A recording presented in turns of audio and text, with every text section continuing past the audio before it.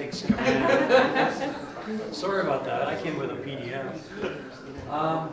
Okay. I got to figure out how to use this thing. There we go. Okay. I've taken a very sort of low-key, general approach to this whole thing, knowing that I would be preceded by people much more intelligent and knowledgeable than myself who would explain everything to everyone in the room. So I've tried to sort of simplify things here a little bit.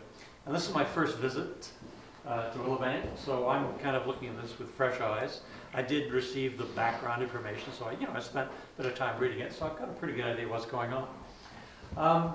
But approaches to conservation in Canada, and this is in Canada, not the States, right?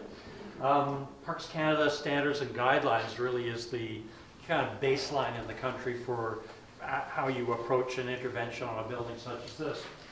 And really, as opposed to all the other Secretary of the Standards things, it really comes down here to conservation.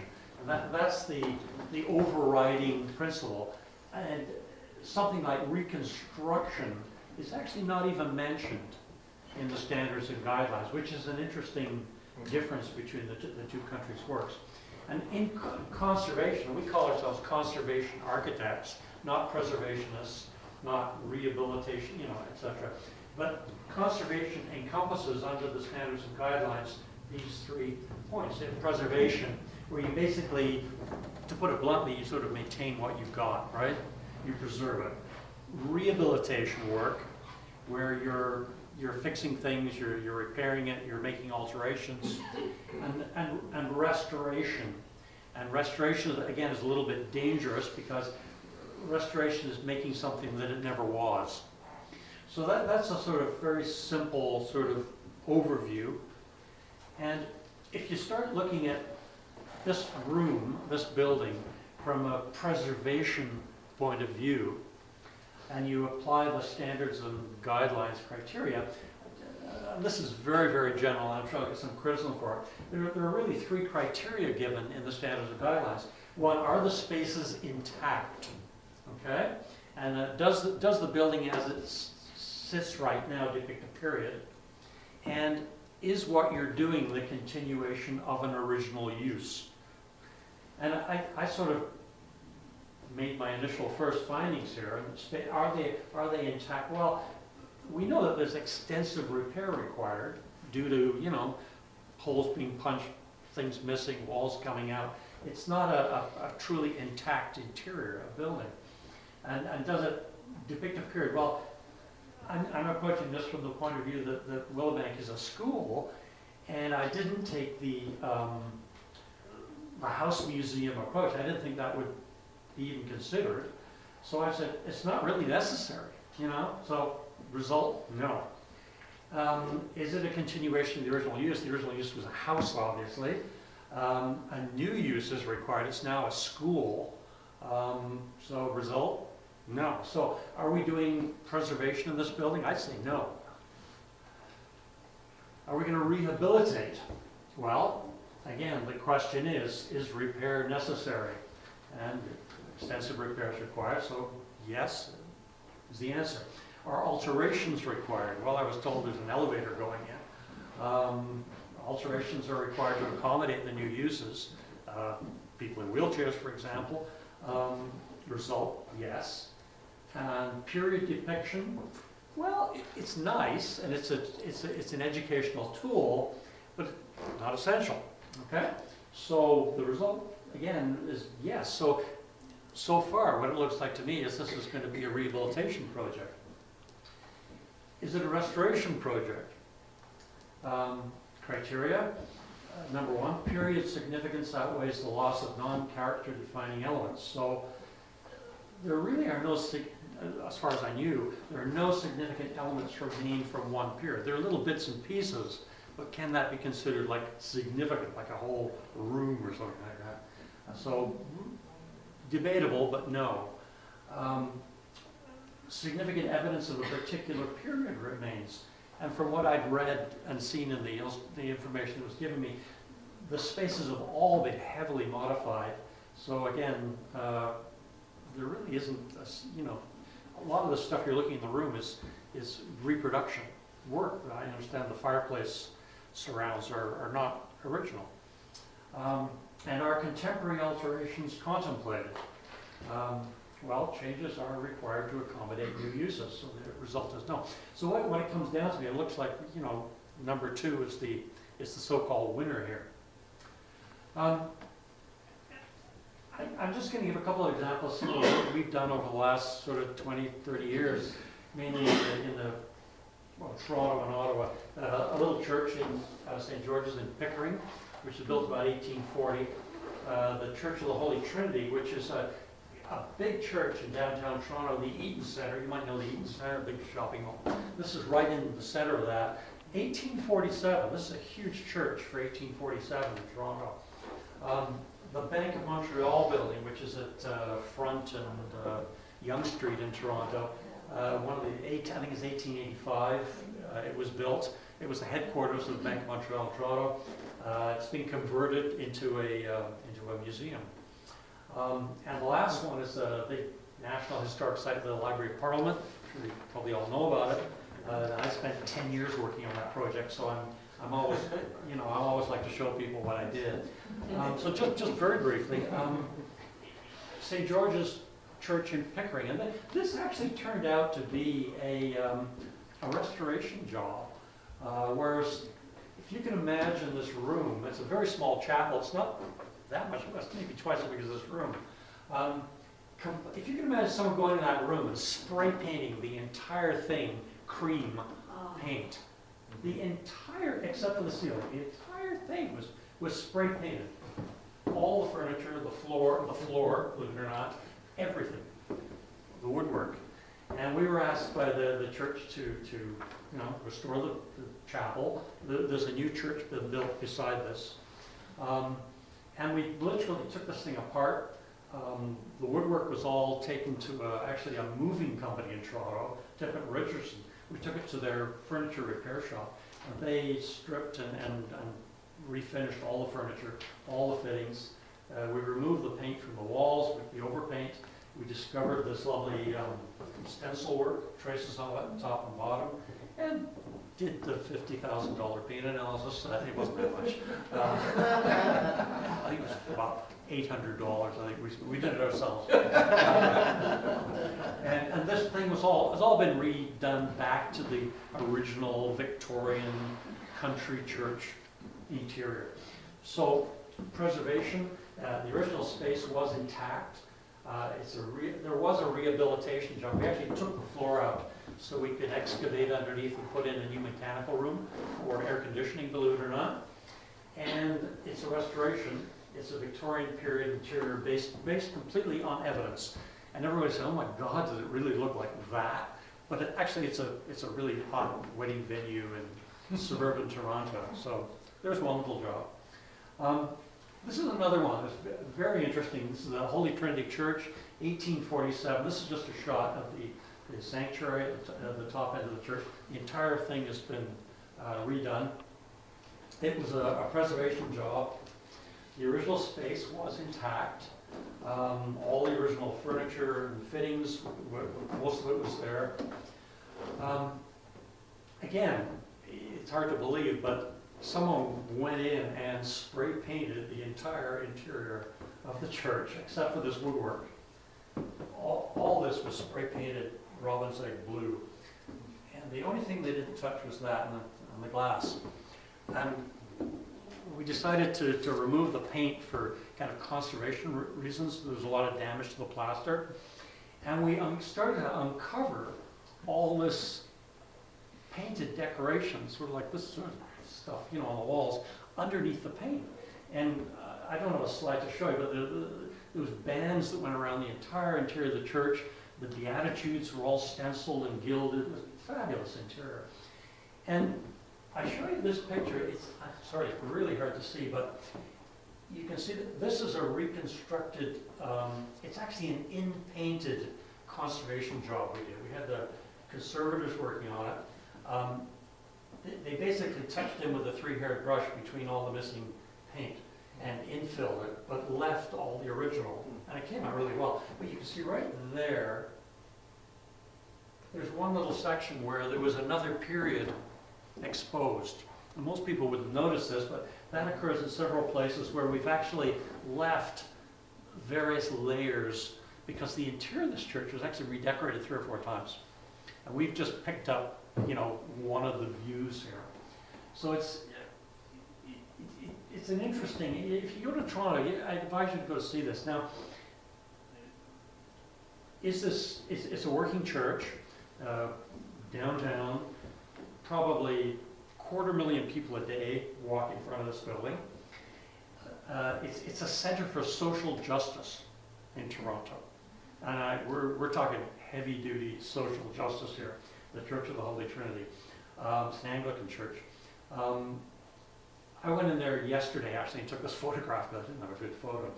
And there were about maybe 20 or 30 people in that church just sort of milling around. A lot of them obviously homeless people. This is a church that's sort of really reached out into the community and is kind of a working church downtown, even though it's right in the Eaton Center in Toronto. So it's a very interesting place to go and have a look. It's not a museum. It is, in a way, kind of almost the anarchist view of what a building can be. And even though I think we've done a pretty nice restoration job, inside that, it's working as a real kind of working church in a kind of gritty manner. I'll leave that at that. Next one is the Bank of Montreal building. You might know it now. It's now the Hockey Hall of Fame. This is another building. That's what the part of the Hockey Hall of Fame room looks like. Of course, in the center is the Stanley Cup. They get like 1 million visitors a year into this place. It's just absolutely unbelievable. We didn't do the museum. We did all the preservation work of the shell of the interior of the building. Up on the second floor, there's a room up here, the balcony you go across and in. It's the old manager's office. And that room, and this is a trend in Toronto. This room was also spray painted blue. It seemed to be a popular color in the 50s and 60s in Toronto. This room, except for that woodwork right there and the fireplace mantle, again, this was all spray painted blue. And we removed the mantelpiece, and there's a mirror right here, and behind the mantelpiece was that wallpaper, the only fragment remaining, and it's an anaglypta paper, still available from the UK, and we had some very talented decorators working with us, and we reconstructed from evidence an exact match. The ceiling was redecorated. There was a $50,000 paint analysis done of how to finish this thing up. That's now used as a signing room for the NHL, believe it or not. And down below, they put all these lovely, exhibit cases for hockey stuff. And they get like 1 million people a year go through this place. It's just absolutely. There's a huge museum been built next to it in the basement of the Brookfield Place. I think it's like a 50,000 square foot museum they built. And the final part of the trip through your museum, you go up a staircase into this room and you see the Stanley Cup. So, I think it's a very successful preservation job. It's got a new life, a new use. It's not a bank, but it's kind of a vault-like repository for one of the icons of Canadian hockey, the Hall of Fame. So preservation, rehabilitation, restoration, it's got everything going. All these projects have all three going for them. And I think that's the story here. The last one I'm going to show you very, very briefly, Library of Parliament. And I put this one in because I said we worked 5 years on this project, just doing the planning work and design work. And then we did another 5 years of construction. So I worked for 10 years on this friggin' job. It's just, this is a shot from not the 1953 period that we inherited, but the 1916 period when the Houses of Parliament burned to the ground during World War I. And there was a hasty decision made to remove the old buildings. And this is a very interesting shot showing the footprint of the Houses of Parliament, or half of it, and the library standing in solitary splendor. And that has a copper roof, heavily renovated, even in 1916, because I think, I can't remember the date right now, but it was like 1910 or something like that.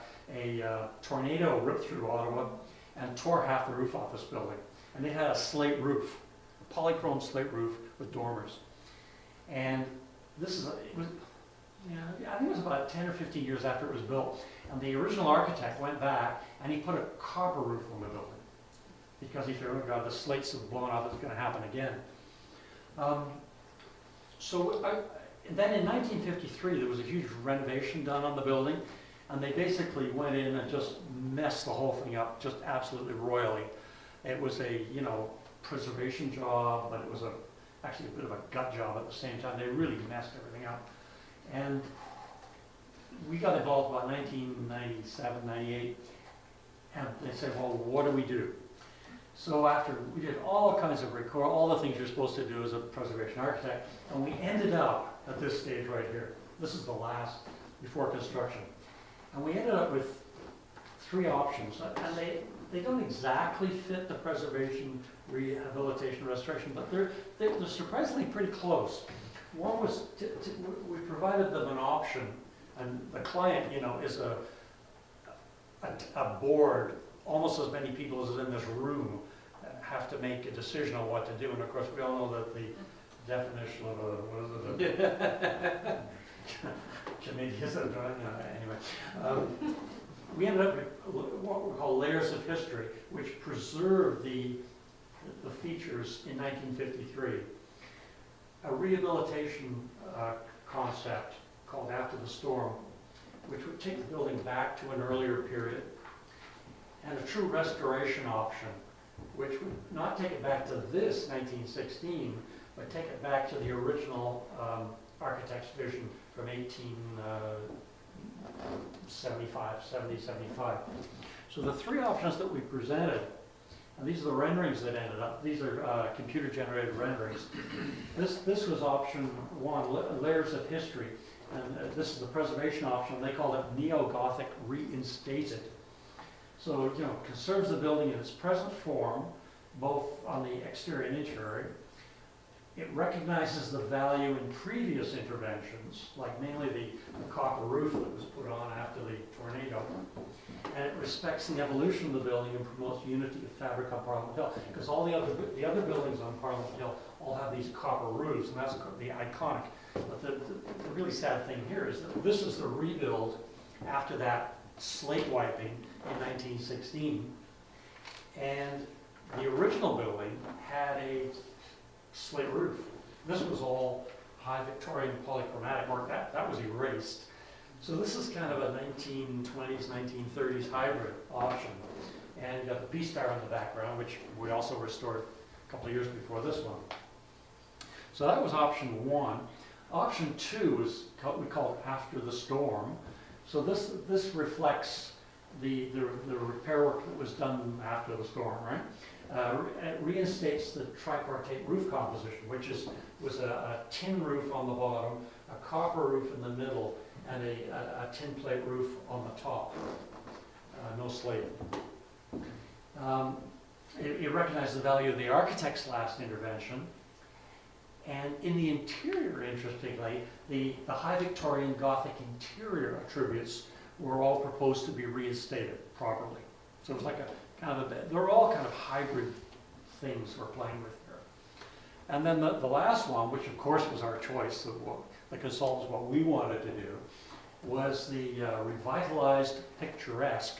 Because one of the key things of Parliament Hill is that it's sort of a romantic, picturesque view, especially from across the river, from the Quebec side.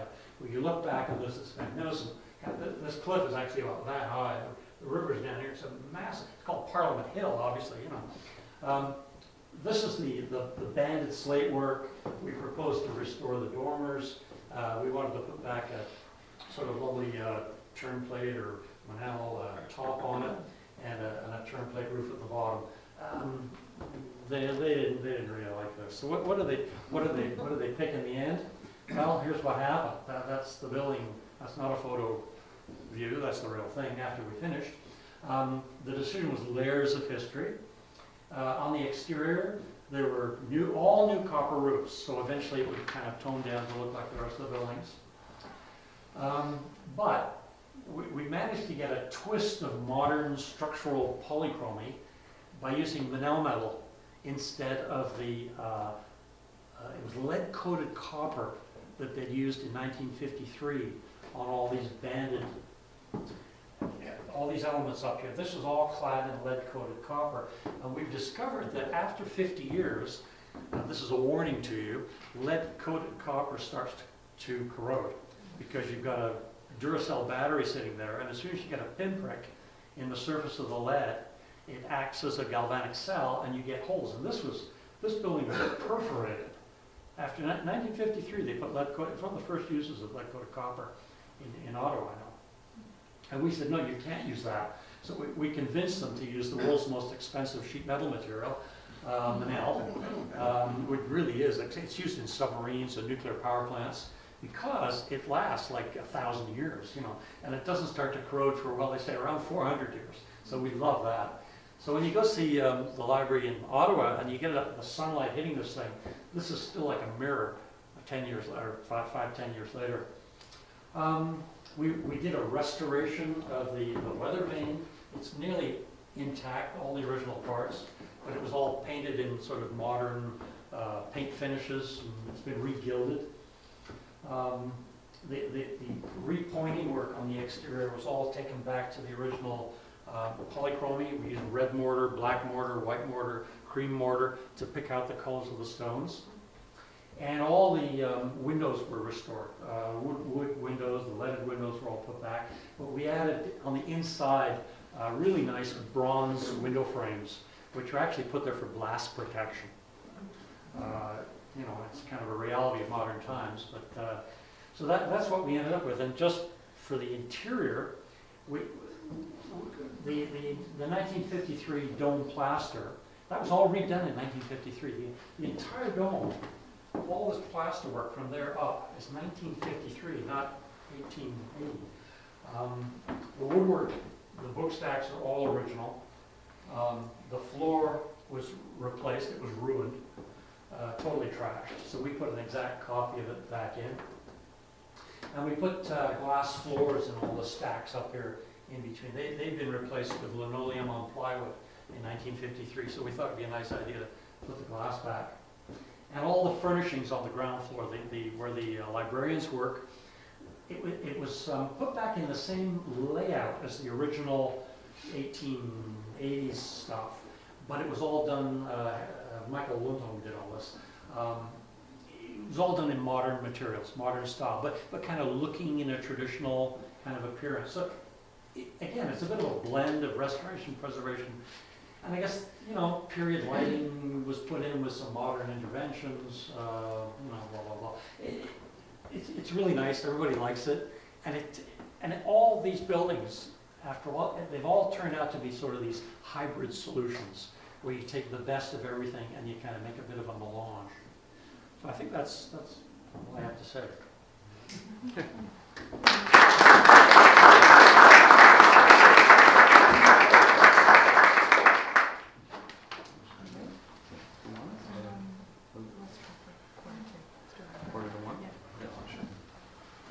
Right. Thank you very much, Spencer. So, pardon? Does, I guess we sort of can open the floor now to people sitting here. Does anybody have questions or comments or? Yes, go ahead. I actually have a question for Spencer. The church in Ajax, was it? The church in Ajax. Yes, St. George's Church, yes. Yeah. Is it in use? Is it? Oh, yes, oh, yeah. So it's actually church? Yeah, so it's used as a church? they've actually built a new church next door, a bigger modern building. And this is retained as sort of a chapel, and it's used for like a small early service, and it's really popular for weddings, as you can imagine. You know? Okay. It's a very pretty venue. It's in a graveyard, a churchyard. Okay, thanks. Anyone else? Questions? I'll get the ball rolling then. So I think one of the obvious themes from all three of your presentations is this need to interpret, and I think that's where sort of our role as conservators comes in, is that we kind of rely on our knowledge and our experience and who we talk to and our friends and our family and people that live around us to interpret and make decisions on these buildings and these structures and these spaces.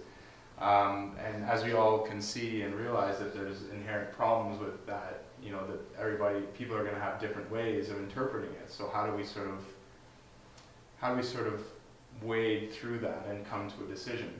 As you've stated, Clinton, that this is a room that is based on a lot of history, a lot of layers. It's been used and not used for quite a long period of time, and so we have to come to a decision at some point. There are people that are seeking us to make a decision, but how do we do that? How do we come to that? So maybe I'll just leave it up to you guys. If you were given this job, say you were you had the job to redo this room, what would you do? Cheap advice. No, this is good. Maybe a first step. First step. If you Yeah. if you were given, but maybe if you had one thing then that you would do, what would you do? So the opening slide, after, I think one of the most important ones was Franklin's slide about the times we're in. We're really inventing the future in a way that none of us is really trained to do. And particularly if we're in the heritage conservation field. We're not trained to invent the future, which is the challenge in the United States for the reviewers of projects, because they're all trained in the past. So we always start with a collaborative process to develop consensus about what exists, because there needs to be consensus about what is existing, what it could be, and we go through sometimes healthy community workshops where it's a dot-mocracy, you vote with dots as to your ideas, and develop a consensus over what it could be, and then finally finding the resources. Clinton Brown Company Architecture is a grant writing firm for that reason. We've helped our customers raise more than $33 million for their historic preservation projects because we had to go find the money to do what people want to do to save buildings that were otherwise obsolete. So that's where we said we have to develop the business reason for this place to exist. So we start with the notion that as a heritage conservationist, as a heritage architect, we're not an architect. We're a midwife. We're a midwife helping the place and its people give new birth or renew the place. And that's what we have to do in order for us to eat and for our clients to enjoy working with us. So it is not based out of a Laura Dotson's love for this as a heritage place only. It's Laura Dotson's impulse to make this a school of restoration arts in order to give it new purpose. So that's why I feel very much at home at Willowbank. But that's what we have to do every day. We have to have a common understanding of what the existing conditions are, a consensus, and we like doing the consensus because the elected officials who have the money don't want to get involved in a project that they may get criticized for, so we try to deliver them a clear path to invest in this project versus all the other things they invest in, and then raise the resources. And the resources are usually multiple resources. We've learned over the years that you have to get the penny that gets to the nickel, that gets to the dime, that gets to the quarter, that gets to the dollar. So our projects often take many years because the architects who worry about this stuff less get the ones that are already funded, and we get the ones that no one else can figure out. So that's just the peculiarity of our firm's culture and DNA. But our approach is what you have, what it could be, and the resources to bridge those two. That's how we answer that question. You guys want to chime in? Sure. So I guess a couple of things come to the surface for me after the morning's discussion we've had thus far. So I think partly it's, your question is about developing collective judgment around, in a sense, when to raise your voice and when to stay quiet is part of the way I think about approaching projects. And by that I just mean there's definitely a kind of needing to understand the spirit of the place, which the students here are very close to, I sense, and maybe others in the room are as well. To me, I would spend a lot of time understanding and wanting to capture the spirit of Willowbank as a school looking forward, not backward. And so if I'm thinking about looking forward, that, as I said in my 10-point thing, you know, yes, honor the past, but I think you definitely need to move onwards. So what does that mean in the context of Willowbank School? In my perception, and you know, what do I know about it, which is not a lot. I have a little bit of a window into it, but it's only so much of a window. What I sense is that it's a very forward-looking idea about education, about thinking about our future, and about an acknowledgement of to me, this point I made about in my generation, I think perhaps our generation, this issue of dealing with older buildings of becoming so much more the center of what we're dealing with as societies and making cities, etc. So, you know, thinking about that in this context, and this place wanting to be a place of leadership around these kinds of discussions, and a place for forums for these kinds of discussions, as it already is. And the point about being much more engaged with the community, much more welcoming with the community, much more useful. And that's a big step to me, by the way, which is something I think I heard earlier about potentially being available for others to come and use in the community as a venue or for other conferences and so forth. So to make that real and to hope that that's in an effort to really engage Willowbank in a larger community discussion as opposed to we just need the cash. Though that might be part of it in most of my experience. That's, you know, part of a clever business plan. To me, this room really needs to work.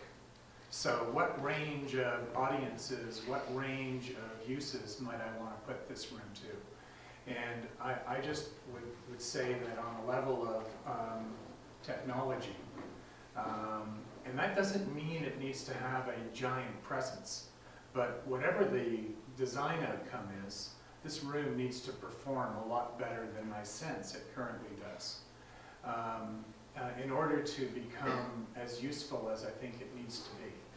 That's one aspect. On the other hand, I think, you know, Clinton put forward this theory, or not theory, and he had a great list, by the way. I thought your idea of putting that list up was a good idea.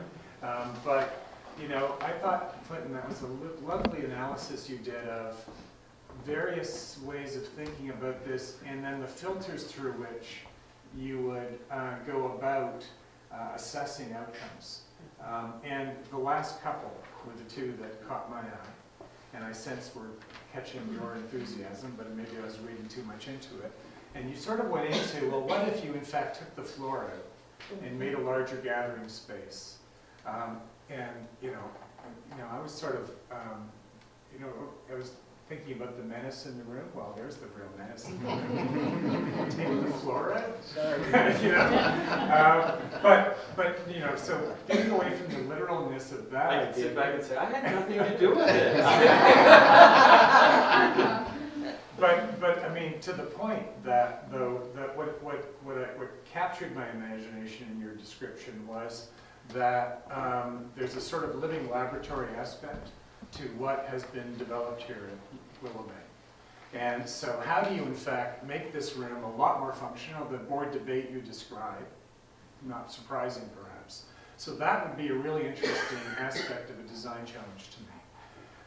Which I have found common in other places I've been working on where you in fact don't want to eliminate, you don't want to make it all clean. that business of the perfect is the enemy of the good. It's, so that is a leading place of thought and education around the future of the reuse of our buildings, the remaking of our buildings. I'll be broader about it because I'm not a restoration architect or a conservation architect per se, though I absolutely respect all of that work and perspective. I guess I would just expect this place to be provocative in that sense, whatever that would mean, that it would be a real place that I would come and it would be, I'd learn something every time I came here, and every time I came I learned more, that there were layers of things, there was lots of details to discover, that there were these rich layers of richness too, and that's a hard thing to pull off,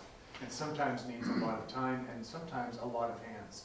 It's not just one hand that for sure that would go about it. Thank you. Spencer? Well, I guess I sort of approach it as a conservation architect, you know, I think I like the place actually in a way like it is for some structures. I don't know why. Because it's a bit of a mess, you know. It's dusty and there's no heat and the lighting doesn't seem to work very well. You know, it doesn't work, as Joe says, as a space for venues like this or for anything really. I mean, it's a bit of a dog's dinner at the moment. We've got to appreciate that.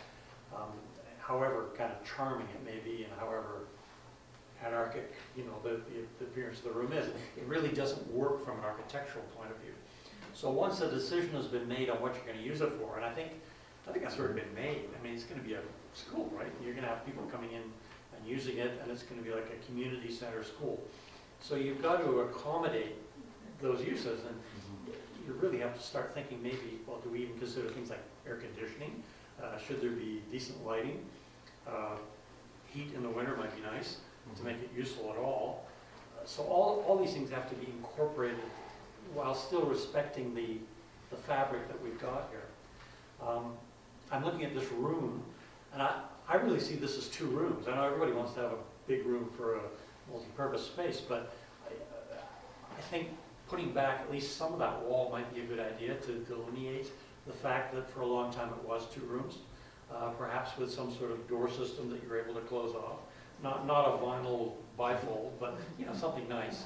And then I'd start filling in some of the lacuna, as the conservators call it, the kind of missing little bits, like you've done over there on the wall where the plaster's been put in. But for me, I'd kind of tone that plaster down a little bit.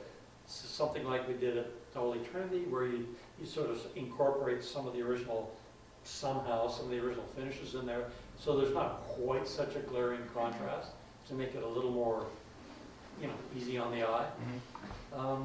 I definitely preserve all the wallpapers, and all the sort of little eccentricities. I put back the cornice, you know, I restore that. And all this would be evident to an expert looking at it. It would be, you know, differentiated. So I tend to go a little bit of the preservation route in the room, but I would rehabilitate it to bring it up to kind of useful standards. Interesting. Because I think the thing that's interesting with this room is that we've sort of looked at it. I think mostly from a structural, physical point of view. To some extent, you know, maybe stuff that's a little more intangible. But the one thing that Julian often points out is to look at the people that may not be kind of quote unquote the experts. That being maybe the students or the staff or you know, people that have been living on the street, you know, since they were kids and just kind of have wandered into the building. And I know, Joe, for instance, that you've done a lot of public consultation before. How do you sort of navigate that? You know, if you're working with sort of a kind of the public on coming to a decision about a property or a project, how do you sort of boil it down and make, you know, take out, you know, the ideas that kind of you need to get the job done?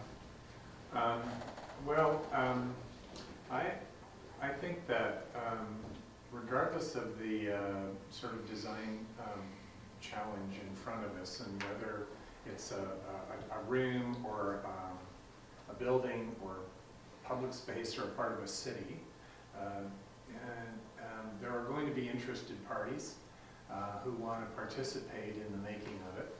And the important thing of ensuring that those interested parties have a real stake and input into it is they then become stewards of it, and that aspect of birthing places is really important, I think, in the process, to your point. But fundamentally, I think there's a three-step process that everybody needs to go through together, which is understand, explore, and decide, in very simple terms. That I find that regardless of whether we're designing a part of a city or a room or a building, and with the range of interests, so that nobody that's got a substantial interest in it is left out of the conversation. And you have to, there's somebody is leading that process. And as Clinton says, whatever techniques might be used, you want to sort of go through, I think, a little bit of a collective design process. But that doesn't mean it's designed by committee to the point. I think you need the kind of leadership that Spencer's talked about that you're bringing things to the table and you're moving it along. But in some minimal way, you're understanding things together. This was the history of this room. We get to figure that out together. And here are the range of needs that Willowbank has looking forward the next 10 years, et cetera, et cetera. We then explore in a separate, how do we explore possible futures for this? That would be interesting to do. Put a lot of them on the table. Let's talk about them. What they might look like, how they might function, what they might cost, et cetera. And then out of that, there's got to be some discussion and dialogue with the stakeholders who have to make a decision. And there's a decide phase. It's real simple. And you try to come to a consensus, right, which was your point. And that's what we tried, for example, on the library job. One of the key things on the planning of that was to bring all these different stakeholders, that in that case it was the librarians, the Senate people, the House of Commons people, the National Capital Commission, Parks Canada, blah, blah, blah. It went on and on, all the interest groups. They all had to come to a consensus over what they were going to do. And it resulted in those three options that I showed you. And we tried to distill it down to what would be sort of some acceptable options. And then once a decision is made, you proceed with that. And that's when you bring in kind of the pros to, finesse the job, right? But just one other layer I would add to it from a very practical sense, and I'm sure actually most of us in the room, or most people in the room, this wouldn't be news, but I'm assuming there would be some hierarchy of engagement and consultation and decision making. But that implies typically when we work with community organizations, not-for-profits, occasionally there's one person involved, but in my experience that's rare. I've rarely had one person as a client. And so, but there's often if there's a range of stakeholders, then there's some kind of stakeholder committee that is pretty close to the evolution of things. And then there's a broader community that's also engaged. And there are those two levels of, how do you practically deliver this? A deadline and a budget and the delivery of things. It's amazing what deadlines can do for us. So, anyway. One of my cardinal rules is that if you have more than 8 people in a discussion, you will not get resolution. So if you want to have a committee that is going to make a final decision, you have to have less than 8 people in that group, otherwise it will not work. Yeah, right. So I guess, I think the thing, I think very similar to you, Joe, there's sort of I think a lot of Willowbank students, they sort of come at this and maybe just ideas they have sort of from a kind of a passion, that is just from being here and having lived in this. But then, of course, there's this added, I don't know if it would necessarily be a complication, but something we just have to live with, that there are standards and guidelines, there are rules, in the case of states, there are things that we have to follow. These things are, some people might look at them as roadblocks, but in the same sense, they've been created as a way for us to kind of take a step back and sort of say, wait a second, we need to think about this. So how do we sort of balance the two? How how do we sort of take kind of the really passionate, almost romantic side of making decisions and combine it with the part which is written down, that these are rules or these are, you know, pieces of legislation, guidelines that have been created, and merge the two together. And I was just thinking with you, Clinton, I mean, when I was, you know, and I don't know a lot about how that works in the States. I've never done that work there before, but I mean, it just seems like it'd be very difficult to navigate that. I mean, especially if you want to do something that's kind of new and interesting and creative. And of course, you know, looking at what Franklin's been doing, I mean, it must be really difficult to kind of navigate some of that. Well, you know, I'm looking, I'm hearing you, and I'm thinking this is a piece of cake. I mean, it's privately owned, sure, it's landmarked, but I don't think you have interior landmarks here. If you do, is this an interior landmark? I don't think so. If that's a question, it doesn't be answered, but like to what degree are interiors, because it's very strongly delineated in the United States, and let's just say it's not. If it's your money and it's privately owned and you're going to use it as a school, well, what the hell? This looks great to me. No, I mean, seriously, like to me, from my perspective, I'm like, well, you're making this way harder than it needs to be. I mean, other than you have to raise the money, but, and it goes back to everything you all have said, you just have to shape your message, because there are people out there that are going to dig this, and they're going to give you money. You just have to shape it, frame it, make it workable. That's kind of where I'm sitting. I'm just like, well, everything sounds great, and I have no problem. It's funny you call me the anarchist about preservation. I think your work is great. I mean, I love buildings that are completely preserved and beautiful that way. That's not what I'm talking about with this building, though. I'd be really sad to see this building turned into the Parliament building. Yeah. I would, because it doesn't have to be. I mean, I say this about Monticello and Mount Vernon and probably Bellevue here. It's just like, there's certain buildings that just take them off the table. Let's not even use them as precedents. Don't even bring them into the conversation, because that's not what this building is. Even though it's landmarked, this building's not the Parliament Library. Is that the correct term for it? It's just not. So I mean, for me, I kind of just want to bust through it and say, well, it's not that difficult if you want it. You know? The comment in the back? I just also wanted to point out, like, talking about the issues of engaging with an interested public or engaging with a wide-ranging group of people who might be stakeholders or interested in how this room turns out.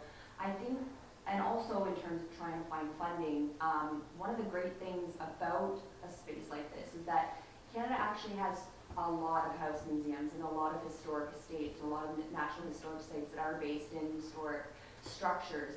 I think there was one report from 2014 from a Boston newspaper that said there were more historic house museums in the U.S. than there are McDonald's franchises. So, and Canada's not far off. We have just as many. So one strength that you have in that is that you have so many other exemplars to look at. And I think what Franklin's brought up is that we have to stop looking at the traditional examples of that, especially as we continue to broach the topic that this is a school. It's not a historic house museum. It's not a museum in that same sense. But I think that one of the great things that Joe also brought up was that finding examples is a way of exploring your options. And examples across Canada that break away from that traditional historic house, that do have more anarchist kind of approaches, will be a way for you to introduce your public to other potential options, help them warm up to other potential options, because many people in Canada, we do have house museums in every neighborhood. So people think that's an automatic possibility, but they might not see the other types of sites that might set precedences for you to say, this is a viable option. They did have funding for this project. One example that comes to my mind is Sinclair Inn, which is in the Annapolis Valley in Nova Scotia. And Nova Scotia has some of the oldest historic structures in Canada as well. But they have this old structure that used to be two homes that were brought together as an inn. And what they've done is, instead of restoring it, instead of trying to make it an interior that shows how it was used, they've completely torn it down layer by layer. And they use a lot of viewing glasses and whatnot to help visitors see the foundation, the layers of the walls, the wainscoting, the wallpaper, the different finishes on the ceilings. And they use it as a way to instruct people about how buildings have been constructed, those processes of building, of making. And it seems with all the workshops here that you have and all the practices you're involved in, whether it be the blacksmithing or the plaster work or whatnot, that's a great model. So if you have an example like that you can bring to your stakeholders and say, this has been fundable, they've done this, and they haven't restored it and interpreted it based on daily living in this old, mansion or the social aspect of it. That might be a really great way to go, especially if you're still uncertain about what to do with the room. Find examples, different examples of what can be done that don't just follow the historic. How many of you know about Minogan in Virginia? Got a hand in the back. Yeah, you should look this up because, and I'm on the educational board there, it's basically a ruin, and they're building a glass building as a component to it, and they're turning it into a cultural center. It's really fascinating. It's well worth looking at. And there's lots of examples, I think, in Europe that they've done the same thing, varying degrees of using concrete or glass or something that kind of doesn't encapsulate it, but kind of dovetails with it. And there is also, I don't know which one of the concentration camps where they just encapsulated the director's house at the concentration camp in a glass house. So when you look at it, it's just a glass house and the director's house is inside of it. So it's like preserving the historic house in amber. It's really a fascinating thing. I mean, I would love to see you guys study those precedents to take you way, way, way far outside of whether this is a school. I mean, this could be like a Montessori school. This could be a preschool. This could be a theater. This could be a coffee house. I mean, it could be anything. And the conversation that they're having could all still be pertinent to whether or not it's a coffee house like this, And that's where I kind of think this conversation, the next thing would be just send the students out to get the craziest, widest range of precedents for preservation right now. Just like, don't make it a house museum. Just because I'm talking about house museums and it's in the title of the book, doesn't mean that's what it's about. It just happens to be what the book title was about. I was talking about historic sites, preservation, conservation. So that would be my take, is just go as far out as you can with the precedents, because they're out there. Sorry. Rock, paper, scissors. Thank you. Franklin, I'm really, really glad to hear this because I absolutely agree with you 100%. This seems like this is so easy. It's a done deal. All of the legwork has been done. We are a private institution. We're not a bureaucracy, and we're damn proud of that. And we live in fear of ever becoming a bureaucracy because we've got those coming out of our yin-yang in this society. We don't need more of that. And that's what makes the school noteworthy, and we're proud of it, and we're making a difference in our field. So you're right, we need our students to come back, throw out our groups, our students, anyone who has an opinion or a passion about this place, tell us what you want. We'll put all the dots in the world in here. And I agree with you. We already know we have master plans that the students have authored, and they're awesome. We have a board of directors. We have a committee. Maybe we don't. If we don't, we will soon. And we'll keep it under 8. I'm thinking 4 is a better number because God, those decisions are hard to come by in life. What I want to say, though, is money will drive it unless we have our vision firmly intact. So we need to come and say, this is what we're doing. And we also need to remember, we promised, and I'm an alum now, there's a number of us here, I came here because this was promised to be a laboratory. Do not take that away from the school. If you remove that aspect from the school, you're another Brock, you're another Niagara, and we're dead in the water. So turn it in, do whatever you want, put it in amber, but don't take the students out of the But I don't think I'm hearing that from anyone. I mean, I appreciate that. I think money might try and do that. So that's what I'm Much saying. less than if you're in the United States, right? Yes, I mean, because it is true. I mean, in order to go to That's get right. government money, you have to. Yes. Yeah, Well, just- the way we just to take that is that Thank there's you. never been more money available. And my other alumni wants to finish off. Sorry, I don't want to say, I mean, you guys tell us what to do.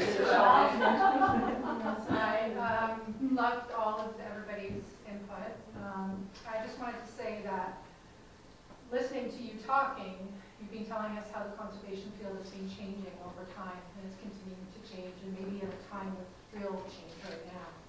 And the thing about this house too, it has gone through many phases of, changes of history are very evident here. And I think, I don't know what we're gonna do here, but whatever we do here, I think we need to keep that sense of dynamism, change, evolution, open to what we need to use this place for, what it means to us. Because we don't want to fix it in time, we don't want to make it a period piece, we want it to be something that's alive and continuing to evolve. I just wanted to add something, or just build on what you're saying, because part of what you're describing, in a sense, is leads towards a kind of vision that some of you, I think, that have been here for a while or had a great experience here, have a vision of the place in your minds. And your comment about the money can drive things. And I think we've probably all been part of what I'd call impossible projects, but because of a couple of things, I would say. One is a very strong vision. Money will come to strong vision. If you have a vision that you can communicate succinctly, that is clear, that captures people's imagination, the money is the thing that will follow that. But it's the vision that's hard to get really well and communicate clearly.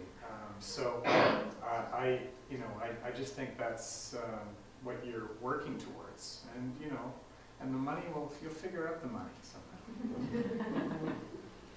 But just to say, because in this environment, my sense is it's not a lot of government money in this environment, right? That might be a component of it, but the vision needs to be compelling enough, or modest enough, or whatever it is. It has to be right to attract the money to make it work. That's a good point, modest enough. Yeah. That's really good. Yeah. Yes, in terms of the conflict which started this line of discussion, I like conflict.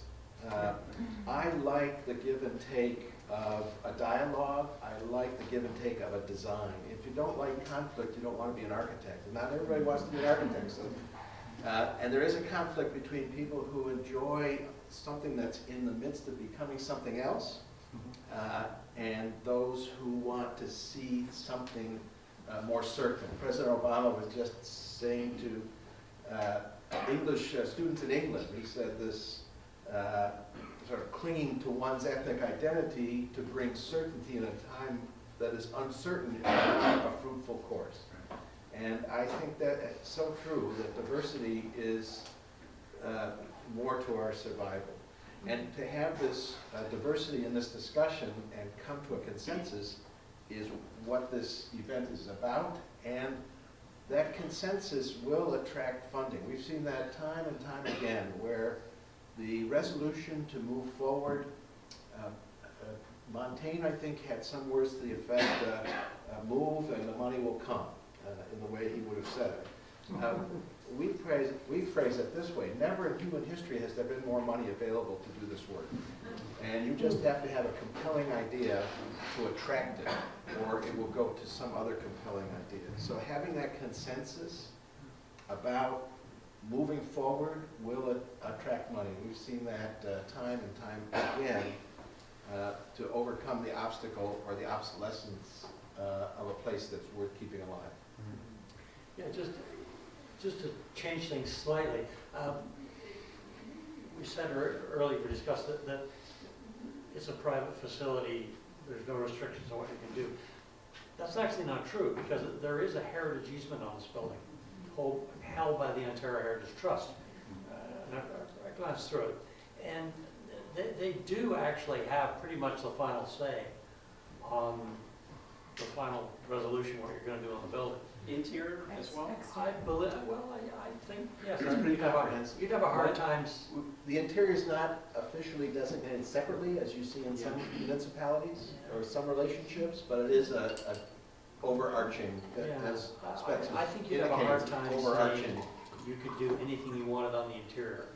Put a plastic cube inside here, for example, which might be great, but I'm sure you would get a lot of pushback from that.